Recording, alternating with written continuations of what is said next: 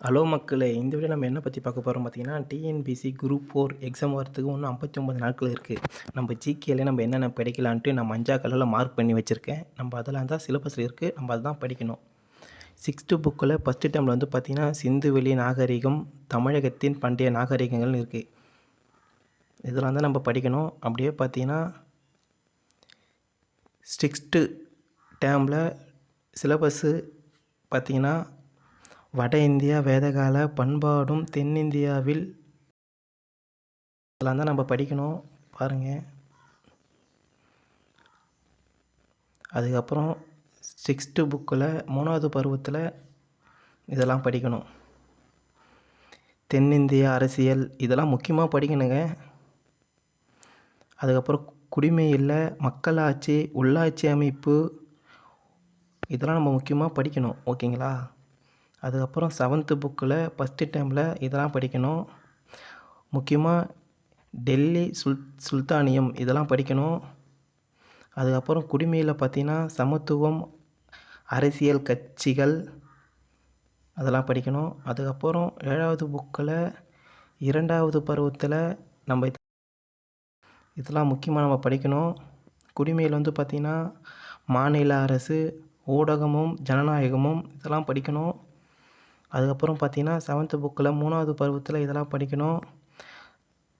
தமிழ்நாட்டில் கலையும் கட்டடக்கலையும் இதெல்லாம் முக்கியமாக படிக்கணுங்க. அதுக்கப்புறம் பார்த்திங்கன்னா 8வது புக்கில் இதெல்லாம் நம்ம படிக்கணும். ஓகேங்களா?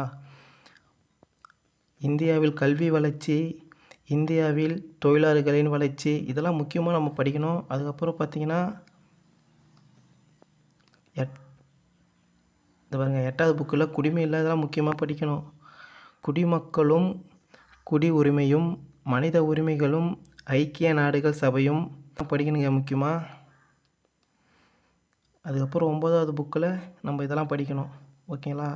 பண்டைய நாகரிகங்கள், தொடக்க கால தமிழ் சமூகமும் பண்பாடும் இதெல்லாம் படிக்கணும். ஓகேங்களா? நான் பச்சை கலர்லாம் மார்க் பண்ணி வச்சுருக்கேன் பாருங்கள். 9வது புக்கெல்லாம் இது படிக்கணும். மனித உரிமைகள், சாலை பாதுகாப்பு இதெல்லாம் முக்கியமாக படிக்கணும். ஓகேங்களா?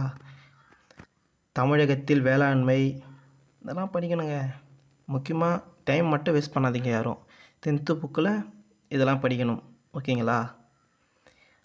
தேசியம், காலகட்டம், தமிழ்நாட்டில் விடுதலை போராட்டம், தமிழ்நாட்டில் சமூக மாற்றங்கள் இதெல்லாம் படிக்கணுங்க. குடிமையில் வந்து பார்த்திங்கன்னா மாநில அரசு, நடுவண் அரசு, இந்தியா அரசியலமைப்பு இதெல்லாம் படிச்சுக்கணும். அதுக்கப்புறம் வந்து பார்த்திங்கன்னா +1 புக்குங்க. இதையும் முக்கியமாக படிக்கணும். ஓகேங்களா? பாருங்கள், இதெல்லாம் உங்களுக்கு பிடிஎஃபாக வேணும்னா கமெண்ட்டில் வந்து பிடிஎஃப்னு சென்ட் பண்ணுங்கள். நான் உங்களுக்கு இல்லை டெலிகிராம் உனக்கு புதுசாக ஆரம்பிக்கிறேன், அதை வந்து சேர்ந்து படிங்க.